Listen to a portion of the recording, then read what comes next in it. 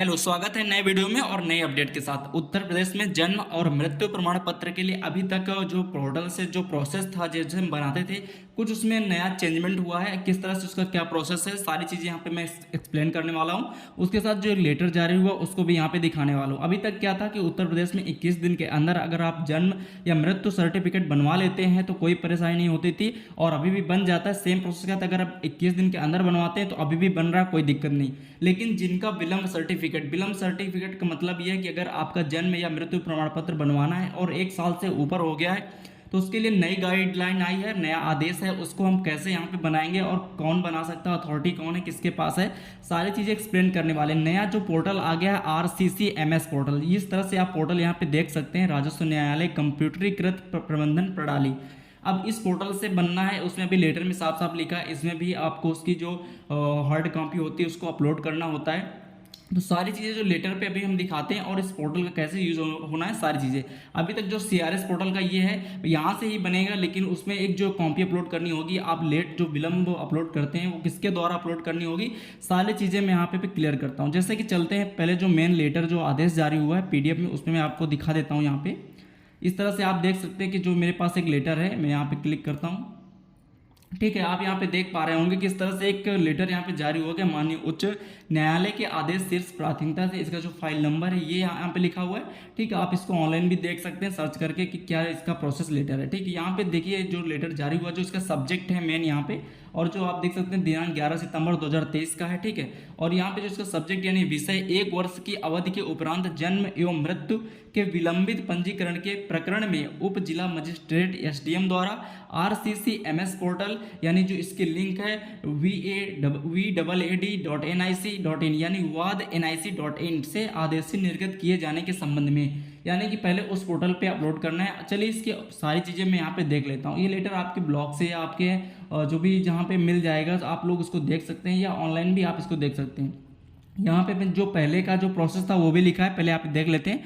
आप अवगत है कि माननीय उच्च न्यायालय इलाहाबाद ने योजित रिच याचिका संख्या इतना इतना से हसीब व अन्य बनाम उत्तर प्रदेश राज्य एवं अन्य माननीय न्यायालय द्वारा दिनांक 21/11/2014 को पारित निर्णय एवं आदेश निर्णय होते, यानी कि जब पहले 2014 में नया बना था तो उसके हिसाब से ये रूल और रेगुलेशन जो नीचे यहाँ पे लिखे हैं, डिलेट रजिस्ट्रेशन ऑफ बर्थ और death be made only on an order of the prescribed authority and strictly accordance with the provisions of the section 13 and the article and rule 99 or the rules of UP registration of birth and death rules 2002। ठीक है, इसके हिसाब से जो बनना था, ये process था, अभी तक बन रहे थे। और उसके बाद मैं यहाँ पे नीचे दिखा दूँ कि यहाँ पे जो माननीय न्यायालय के उपयुक्त आदेश का कड़ाई से अनुपालन सुनिश्चित करने शासनादेश संख्या इतना जारी हुआ था, पहले जो निर्गत हुआ 2015 में।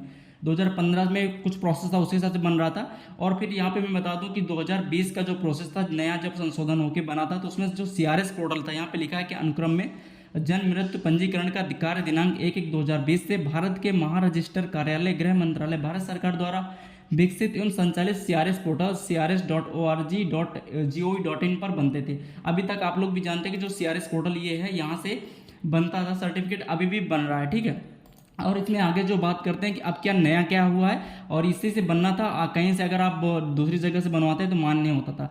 अब उसके नीचे से जो जो यहाँ पे लिखा है, मैं इसे बता दूं। इस संबंध में मुझे यह कहने का निर्देश हुआ है कि कृपया 1 वर्ष की अवधि के उपरांत जन्म एवं मृत्यु की घटनाओं के विलंबित पंजीकरण के प्रकरणों में जन्म मृत्यु पंजीकरण अधिनियम 1969 यथा संशोधित 2023 की धारा 13 एवं उत्तर प्रदेश जन्म मृत्यु पंजीकरण नियमावली 2002 के पैरा और 9 से विहित प्राविधानों के अधीन निम्नलिखित बिंदुओं के संबंध में आवश्यक कार्यवाही सुनिश्चित कराने का कष्ट करें। ठीक है, अब यहाँ पे देखिए थोड़ा सा जो मेन यहाँ पे मैं आपको शो कर दूँ, उप जिला मजिस्ट्रेट द्वारा उपयुक्त धाराओं के अंतर्गत जारी किए जाने वाले आदेश राज्य सरकार के RCCMS पोर्टल, यानी कि जो वाद NIC भी मैंने पोर्टल आपको यहाँ पे दिखाया था, जो ये पोर्टल है RCCMS पोर्टल, इसका जो लिंक है यहाँ पे आप डालेंगे गूगल क्रोम में waad.up.nic.in, तो इस तरह से आप देख सकते हैं। ठीक है, इसका लिंक डिस्क्रिप्शन में मिल जाएगा और ये पोर्टल का लिंक भी आपको वहाँ पे मिल जाएगा। फिर आगे बढ़ते हैं। यहाँ पे लिखा है कि यहाँ से RCCM पोर्टल waad.nic से निर्गत किया जाए, इस कार्य में कोई शिथिलता या लापरवाही क्षम्य नहीं होगी। अब कौन ये लोग यहाँ पे मतलब वाद पोर्टल जो RCCM पोर्टल है वहाँ पे निर्गत करेंगे, क्या निर्गत करना है, सारी चीज़ें अभी यहाँ पे देखते हैं। देखिए खास जो लिखा है रजिस्टर द्वारा उपयुक्त RCCM पोर्टल से निर्गत आदेश जो उसमें एक आदेश जैसे कि रजिस्ट्रार द्वारा यानी कि उप जिला मजिस्ट्रेट द्वारा यहाँ पे लिखा है साफ साफ कि ठीक है, और इसके रजिस्ट्रार द्वारा उपयुक्त RCCMS पोर्टल से निर्मित आदेश CRS पोर्टल पर अपलोड करने के उपरांत ही जन्म एवं मृत्यु प्रमाण पत्र जारी किया जाए। यानी कि अभी तक हम लोग क्या करते थे, जैसे तहसील में जो SDM जिला मजिस्ट्रेट ऑफिस में वहाँ पे दस्तखत मोहर हो जाते थे, फिर उसके बाद CMO ऑफिस जाता था, लेट फीस जमा होती थी, वो प्रोसेस भी सारी फॉलो होंगी। लेकिन अब क्या होना है कि RCCMS पोर्टल पर पहले उस चीज़ों को अपलोड करना है, उसके बाद एक वहाँ से प्रमाण पत्र जारी किया जाएगा, उस प्रमाण पत्र को CRS पोर्टल पर भी अपलोड किया जाएगा, तभी आप उसको बना सकते हैं, नहीं ऐसे नहीं बनाएंगे। लिखा अन्यथा की स्थिति में जन्म मृत्यु प्रमाण पत्र निर्धारित किया जाने की दिशा में संबंधित रजिस्ट्रार उत्तरदायी होंगे। यानी कि अब RCCM पोर्टल पे पहले जो हम लोग यहाँ पे डॉक्यूमेंट्स अपलोड करेंगे और उसका जो जिला मजिस्ट्रेट के द्वारा यहाँ पे इस RCCMS पोर्टल पे अपलोड किया जाएगा, फिर यहाँ से जो लेटर जारी होगा इस पोर्टल से, वो यानी कि जो प्रमाण पत्र जारी होगा उसको जो हमारा सिविल का ये जो है रजिस्ट्रेशन यानी कि CRS पोर्टल का इस पे अपलोड करना होगा, उसके बाद ही बनेगा। ये केवल उनके लिए जो विलम्ब सर्टिफिकेट बनवाते हैं, यानी 1 साल 2 साल 10 साल इस तरह से जो लोग हैं उनके लिए। और नीचे यहाँ पे अभी डॉक्यूमेंट्स में दिखाता हूँ कि क्या क्या यहाँ पे बनने होते हैं। आपको समझ में आ गया होगा कि RCCM पोर्टल से भी एक लेटर यानी प्रमाण पत्र जारी होगा, वो अपलोड किया जाना होगा, तब उसके बाद बनेगा, ठीक है। और जो प्रोसेस थी यानी CMO ऑफिस की फीस, लेट फीस, वो सारी प्रोसेस वैसे ही लगे रहेंगे, उसमें कोई चेंजमेंट नहीं, वो सारी चीज़ें होंगी उसमें। और उसमें जो नया अपडेट हुआ है तो ये चीज़ है कि RCCM पोर्टल पर पहले उसको अपलोड करना है सारी चीज़ों को, वहाँ से प्रमाण पत्र जारी होगा, फिर उसके बाद ही अपलोड करना है। अब यहाँ पे मैं नीचे चलता हूँ, जो मेन यहाँ पे डॉक्यूमेंट्स का, इसको थोड़ा ध्यान से देख लीजिएगा। और ये लेटर आपको ब्लॉग से मिल जाएगा या ऑनलाइन भी आप इस नंबर से सर्च कर सकते हैं, ठीक है। न्यायालय उग्र जिला मजिस्ट्रेट जनपद विलंबित जन्म एवं मृत्यु पंजीकरण वाद संख्या, ठीक है। यहाँ पे लिखा जिसे आवेदन करता, जो भी आवेदन करता है ये फॉर्म उसके पास होना चाहिए। इसमें क्या क्या डॉक्यूमेंट्स है, सारी चीज़ें यहाँ पे लिखी होनी चाहिए, ठीक है। ये मेन प्रश्न है, ठीक है। आवेदन करता श्रीमती द्वारा जन्म मृत्यु पंजीकरण अधिनियम की धारा इतना गठित उत्तर प्रदेश जन्म एवं मृत्यु पंजीकरण नियमावली धारा का अंतर्गत जन्म मृत्यु के विलंबित पंजीकरण का आवेदन किया गया, ठीक है। आवेदन का आवेदक का नाम निम्न द्वारा दस्तावेज प्रस्तुत किए जाए। क्या क्या डॉक्यूमेंट्स आदेश में लिखें, सारी चीज़ें मैं यहाँ पे दिखाने का प्रयास करता हूँ कि आपको एक क्या होता है कि सही प्रोसेस ना पता होने की वजह से लोगों से काफ़ी परेशानियाँ होती है, बहुत दौड़ धूप करनी पड़ती है। लेकिन आपको प्रोसेस अगर सही से पता होगा तो आप आसानी से बनवा सकेंगे, ठीक है। यहाँ पे दिखा देता हूँ, जैसे कि जन्म मृत्यु और यहाँ पे प्रस्तुत दस्तावेज प्रस्तुत किए गए। पहला पॉइंट है कि जन्म तिथि के साक्ष्य के रूप में 10वीं हाई स्कूल का अंक पत्र। मान लीजिए जो लोग पढ़ चुके हैं यानी हाई स्कूल इंटर कर लिए, वो लोग जन्म तिथि के साक्ष्य पर बनवा सकते हैं। लेकिन जिनका हाल ही में जन्म हुआ है, मान लीजिए छोटे बच्चे हैं, 2-4 साल 5 साल के, एडमिशन लेना है कक्षा 5 में 6 में, अब उनका नहीं बना तो वो लोग क्या करेंगे, सारी चीज़ें भी बाई यहाँ पे लाइन टू लाइन सब चीज़ें देखते हैं। तो जब मान लीजिए यहाँ पे तिथि के रूप में आप 10वीं की हाई स्कूल मार्कशीट के हिसाब से आप बनवा सकते हैं, ठीक है। वो प्रमाण पत्र के या पासपोर्ट या अन्य कोई सरकारी अभिलेख इत्यादि आपका यहाँ पे वैलिड है, मान्य कर जाएगा, ठीक है। जन्म मृत्यु की घटना को सिद्ध करने वाले अभिलेख निजी चिकित्सालय द्वारा, यानी कि जैसे कि जब बच्चे के जन्म होता है तो हॉस्पिटल से होता है, तो हॉस्पिटल से जो सर्टिफिकेट दिया जाता है, या टीकाकरण होता है गाँव में तो वार्ड टीका का जो कार्ड होता है उससे बन जाएगा, या अगर किसी की मृत्यु हुई तो जो शमशान या कब्रिस्तान की जो पर्ची मिलती है दाह संस्कार की, आप उससे भी यहाँ पे बनवा सकते हैं। उसको भी एक प्रोसेस में रख के, केवल उसी पर्ची से नहीं बनेगा, उसको भी एक प्रोसेस में आपको देना होगा। फिर उसके बाद आधार कार्ड भी, जैसे मान लो मृतक है तो उसका आधार कार्ड, या अगर कोई जन्म के लिए है तो उसके अभिभावक का आधार कार्ड यहाँ पे लगना होगा, ठीक है।